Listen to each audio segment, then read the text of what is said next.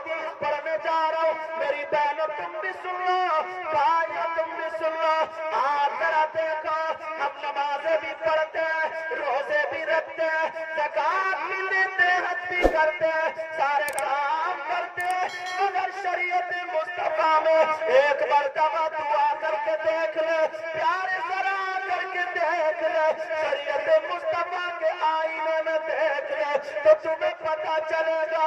اب ذرا سنو، میں حدیث پڑھنے کے لیے جا رہا ہوں، نبی فرماتے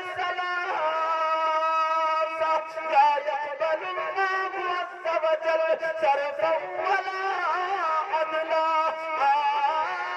ومن نار ومكذب بقدر۔ اللہ، جب یہ حدیث سامنے آئی نا تو آنکھوں میں آنسو آ گئے۔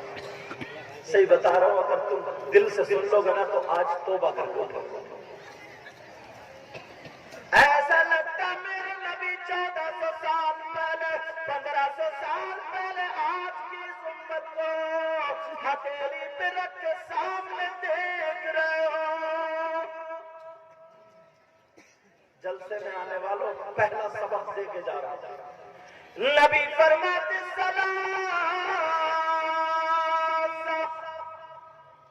تین طرح کے لوگ ایسے ہیں، تین قسم کے لوگ ایسے ہیں، لا يقبل الله عز وجل صرفا ولا عدلا۔ تین قسم کے لوگ ایسے ہیں جن کی نمازیں بھی قبول نہیں ہوتی، روزے بھی قبول نہیں ہوتے، زکات بھی قبول نہیں ہوتی، حج بھی قبول نہیں ہوتا، ان کا نعرہ بھی قبول نہیں ہوتا، تقریر بھی قبول نہیں ہوتی، ان کی نعت بھی قبول نہیں ہوتی، نظامت بھی قبول نہیں ہوتی، جلسہ بھی قبول نہیں ہوتا، کوئی بھی عبادت اللہ کی بارگاہ میں قابل قبول نہیں۔ چاہے بہنیں ہو یا بھائی، کون سا ایسا مجرم ہے، کون سا کام اس نے کیا جس کی وجہ سے نمازیں رکی پڑی ہے، روزے رکے پڑے ہیں، زکات رکی پڑی ہے، اور لوگ تم نہا کر کے نعرے لگا رہے ہو، جلسے میں جھوم جھوم کے جا رہے ہو، کہیں ایسا تو نہیں ہے خوش فہمی میں ہو کہ ہم جنتی ہیں، جنتی ہیں، ہماری نمازیں قبول ہو رہی ہے، مگر میرے نبی کا فرمان کو اٹھایا میں نے، ایک گناہ ایسا کر رہے ہو، ایک غلطی ایسی کر رہے ہو، ایک جرم ایسا کر رہے ہو جس کی وجہ سے ساری عبادتیں رکی پڑی ہیں۔ وہ کون سا جرم ہے؟ آدمی چوری کرے، توبہ کرے، اللہ کی بارگاہ میں نماز پڑھے، قبول فرما لیتا ہے، لیکن کون سا ایسا گناہ ہے، کون سا ایسا، کتنا بڑا مجرم ہوگا وہ، کتنا بڑا گناہگار ہوگا۔ بتا دوں وہ تین لوگ، تین طرح کے کون کون ہیں، بولوں؟ سننا چاہ رہے ہو بولو، یا ختم کر دوں؟ کم سے کم ہمیں اپنے آپ کو دیکھنا تو چاہیے۔ وہ تین طرح کے لوگ کون ہیں جن کی عبادت قبول نہیں؟ نمبر ایک، عورتیں بھی ہیں مرد بھی، سنو، نمبر ایک، پہلے نمبر پہ اس کا گناہ بتاؤں گا، مجرم کی پہچان جو نبی نے بتائی ہے وہ بتاؤں گا، تم اپنے گریبان میں جھانکنا کہ تم میں سے تو کوئی ایسا نہیں ہے کہ وہ نمازیں بھی پڑھ رہا، جلسے بھی کر رہا، سب کچھ کر رہا، مگر کچھ بھی قبول نہیں۔ نبی فرماتے تین طرح کے لوگ ایسے ہیں جن کی کوئی عبادت قابل قبول نہیں۔ نمبر ایک، سنو، آقا فرماتے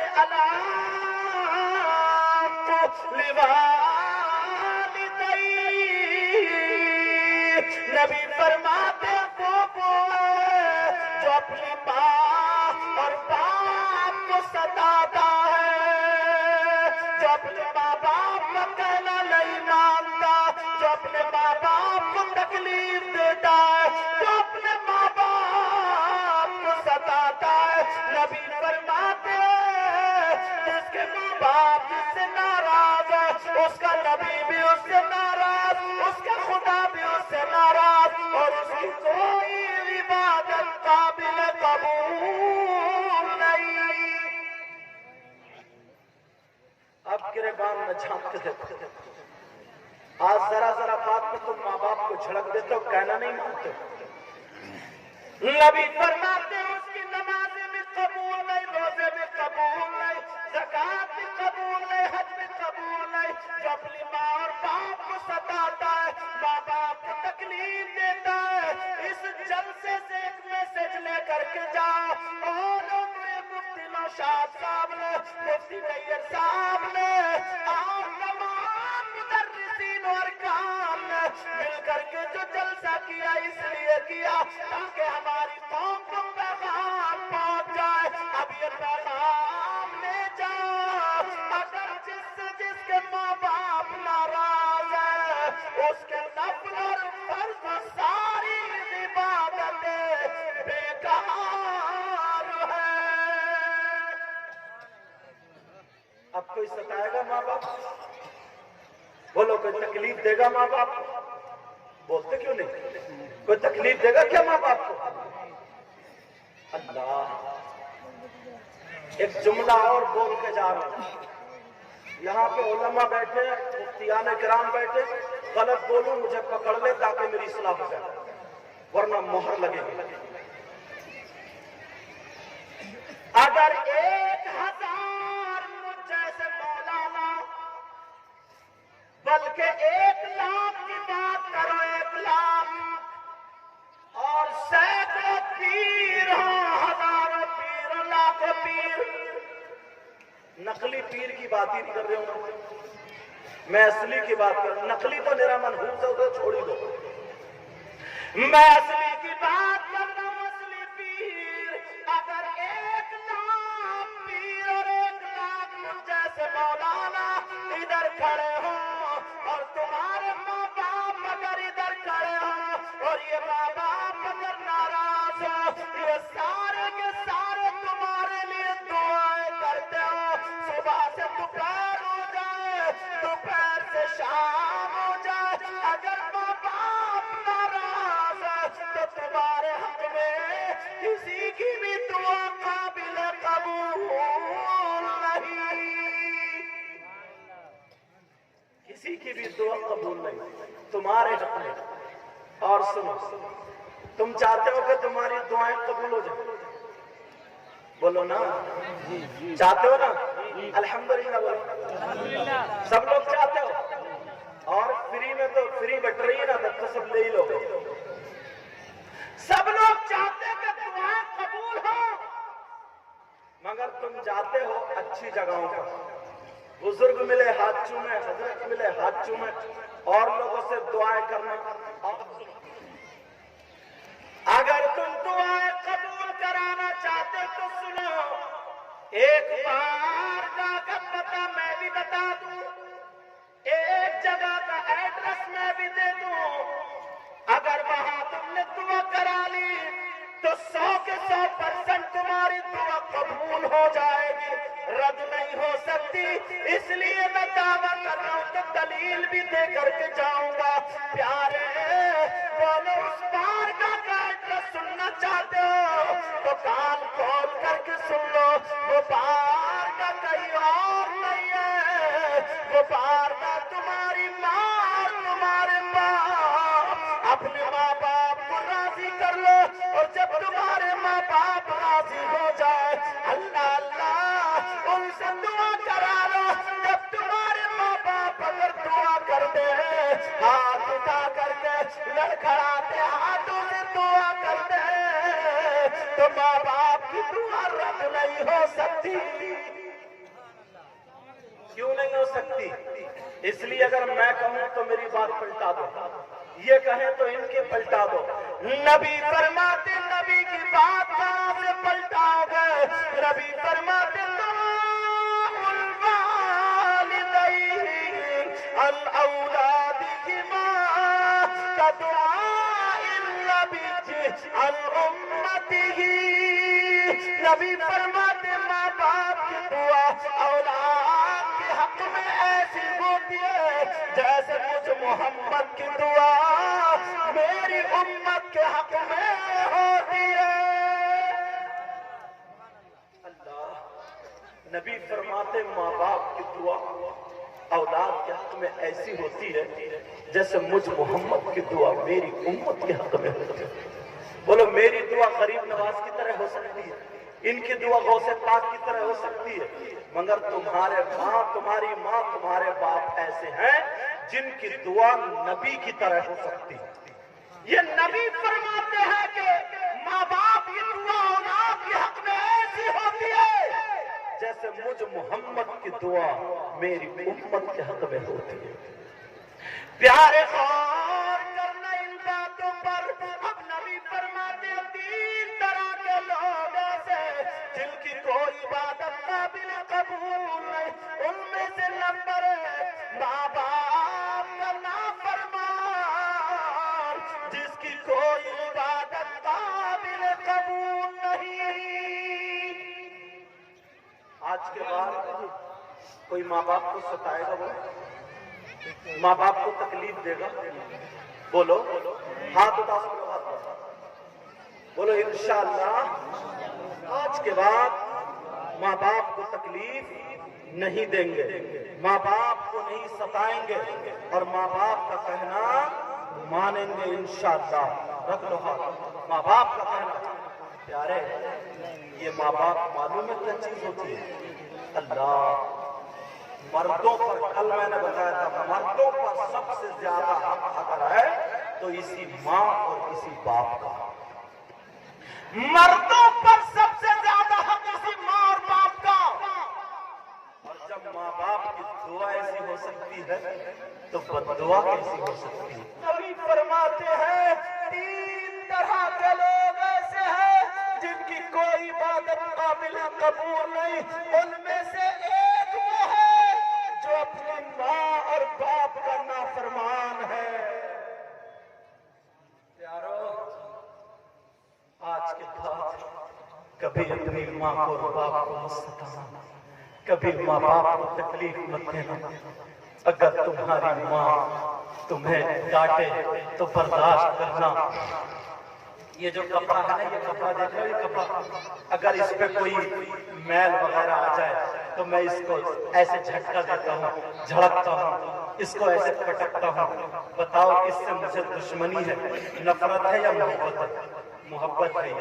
اس لیے اتنی محبت ہے کہ ایک کوڑا بھی میں اس میں برداشت نہیں کر سکتا۔ ایسے ہی تمہارے ماں باپ اگر تمہیں جھڑکے، تمہیں ڈانٹے، تمہیں پھٹکارے، تمہیں زبان سے کہیں، تمہیں ڈانٹتے چلے جائیں، پیارے وہ نفرت نہیں ہے، وہ محبت ہے۔ ہر ماں باپ یہ چاہتا ہے کہ میری اولاد پہ ذرا سا بھی کوئی داغ نہ ہو، ذرا سا بھی کوئی دھبا نہ ہو، ذرا سی بھی کوئی بات نہیں آنی چاہیے۔ اللہ نبی فرماتے ہیں تین طرح کے لوگ ایسے ہیں جن کی کوئی عبادت قابل قبول نہیں۔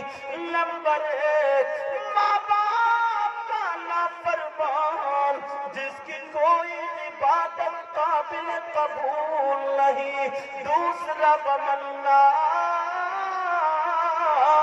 احسان کر کے احسان جتانے والا۔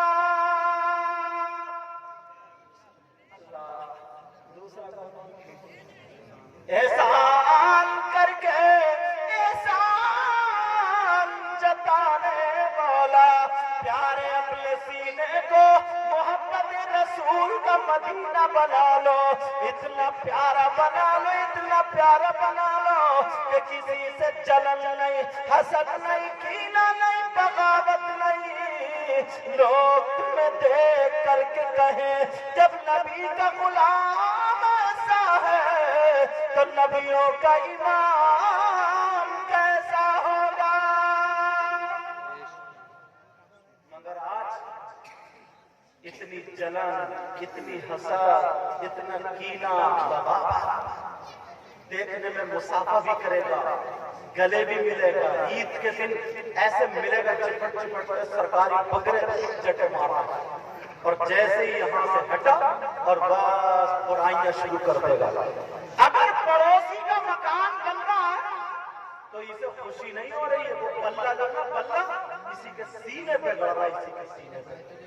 اللہ اللہ ذرا اس کے بارے میں سنو، سینے کو محبت رسول کا مدینہ بنا۔ آج کے بعد حسد ختم کر دو، کینہ ختم کر دو، بغاوت ختم کر دو، ایک دوسرے سے لڑائی جھگڑا ختم کرو۔ بولو، حدیث اب چھوٹی چھوٹی سنانے لگا ہوں، ایک ایک بات، وقت کم ہے لیکن باتیں پہنچے، سنو۔ اتنے مجمع میں میری بہنیں بیٹھی ہیں، 15 لفظوں میں بولوں گا سمجھ لینا۔ اتنے مجمع میں کوئی ایسا ہے، کوئی ایسا ہوگا جو اپنی ماں پہ غلط نظر رکھے؟ بولو، کوئی ایسا ہو سکتا ہے؟ ایسا کوئی گاؤں میں ایسا ہو سکتا ہے جو اپنی ماں پہ غلط نظر رکھے، جو اپنی ماں کے ساتھ منہ کالا کرے، جو اپنی ماں کے ساتھ غلط حرکت کرے؟ کیا ہو سکتا ہے ایسا؟ اگر ایسا ہو تو اس کے ساتھ کیا کرو گے؟ اسے برابر میں بٹھا کے کھانا کھلاؤ گے؟ اسے اپنی بیاہ شادی میں شریک کرو گے؟ اسے اپنا دوست بناؤ گے؟ اس سے دوستی کرو گے؟ اسے ساتھ میں کھلاؤ گے، پلاؤ گے، اٹھو گے، بیٹھو گے؟ بولو، اگر کوئی بندہ ایسا ہو جو اپنی ماں کے ساتھ منہ کالا کرے، زنا کرے، بدتمیزی کرے، غلط حرکت کرے، بولو اسے سماج میں کیا رہنے دو گے؟ بولو، نہیں رہنے دو گے۔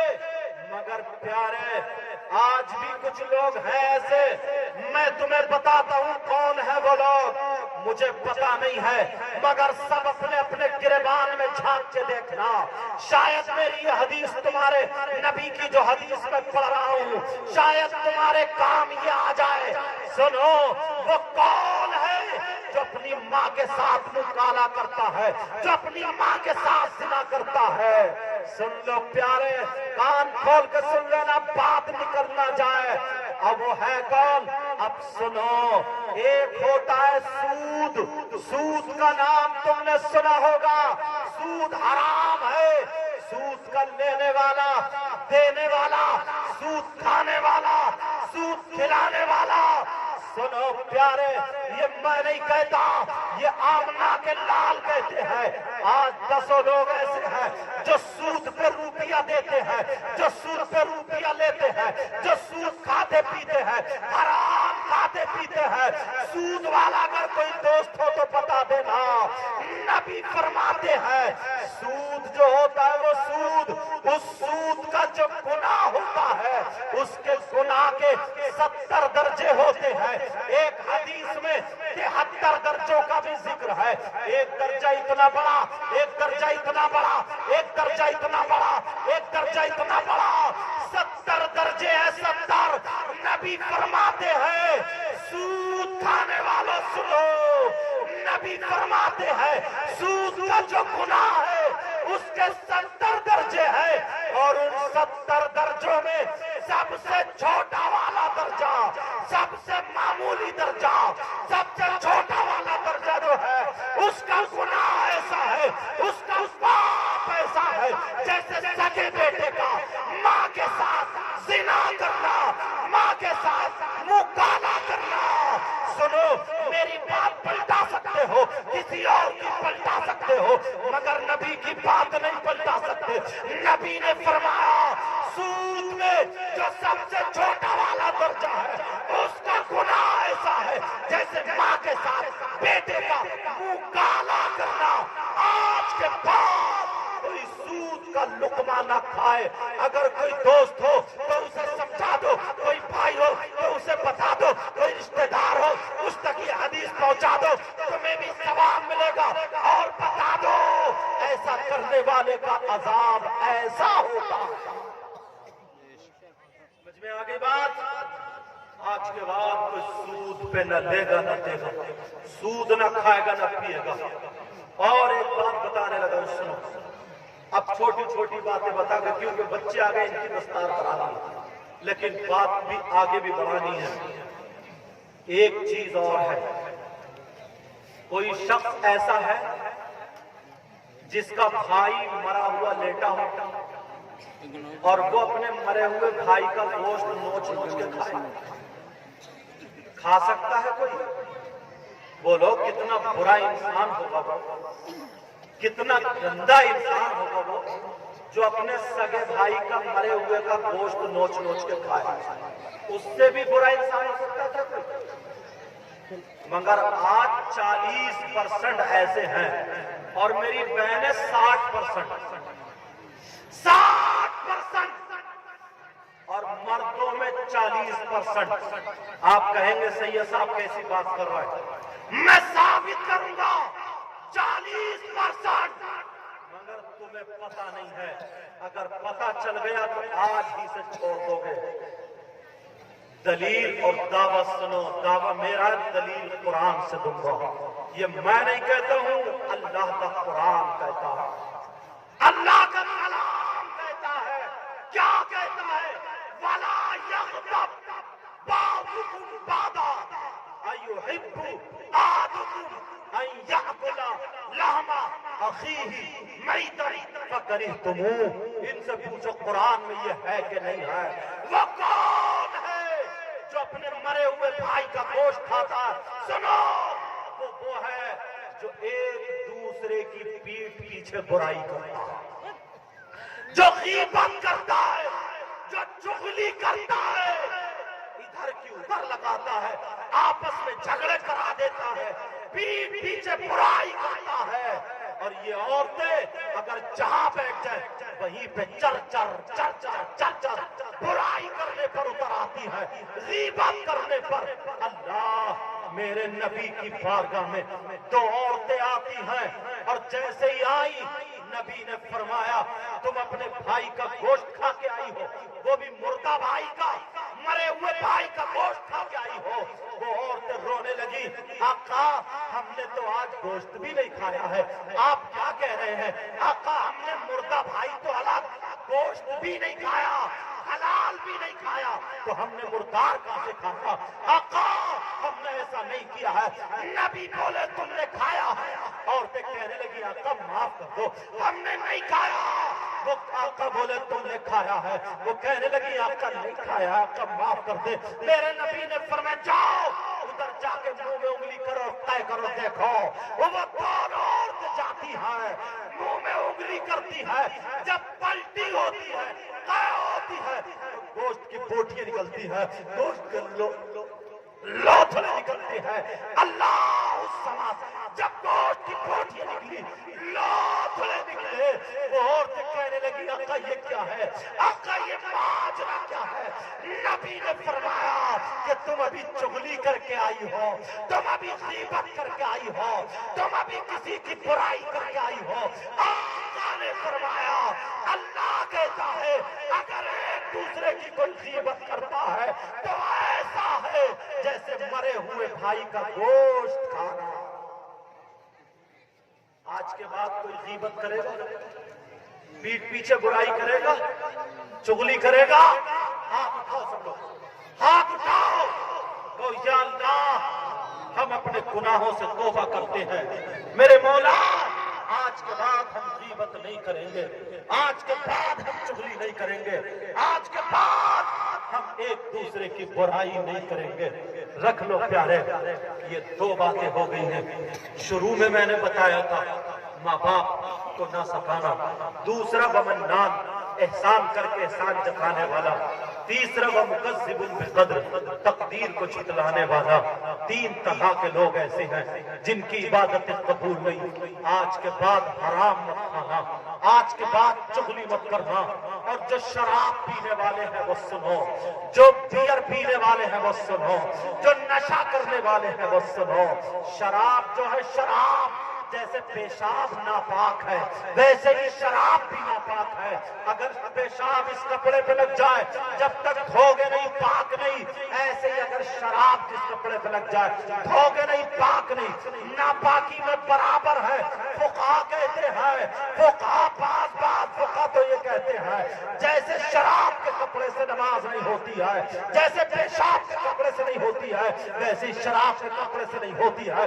لیکن سنو پیارے، آج کتنے لوگ ایسے ہیں جس منہ سے اللہ کا نام لیتے ہیں اسی پہ وہ شراب لگاتے ہیں، جس منہ سے رسول اللہ کا نام لیتے ہیں اسی منہ سے شراب لگاتے ہیں۔ تمہارا اگر بھائی پیشاب پینے لگے، تمہارا بھائی اگر پیشاب پینے لگے تو بہن اس سے بات نہیں کرے گی، ہٹ ہٹ پیشاب پیتا ہے، بھائی اس سے بات نہیں کرے گا، الگ ہٹ پیشاب پیتا ہے، دوست ہی چھوڑ دے گا۔ پیارو، شراب پینے والے کو گلے کیوں لگاتے ہو؟ شراب پینے والے کو پلیٹ میں کیوں کھلاتے ہو؟ شراب پینے والے سے دوستی کیوں کرتے ہو؟ شراب پینے والے کے ساتھ میں کیوں اٹھتے بیٹھتے ہو؟ اس کا بھی بائیکاٹ کر دو۔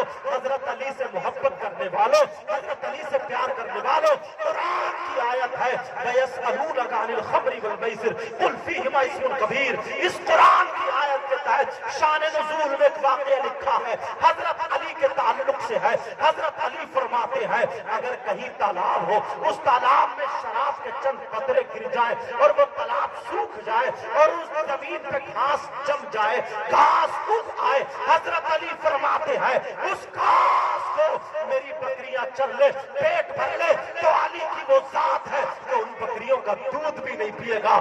علی دودھ نہیں پیے گا، تالاب میں شراب، تالاب میں شراب، اللہ اور تالاب میں شراب تھی اور وہ پانی زمین میں گھاس ہے۔ حضرت علی فرماتے ہیں اس کو بکریاں اگر چر لے تو علی کی وہ ذات ہے کہ بکریوں کا دودھ بھی نہیں پیے گا۔ تم گٹر گٹر شراب پی رہے ہو، آج کے بعد شراب مت پینا۔ آج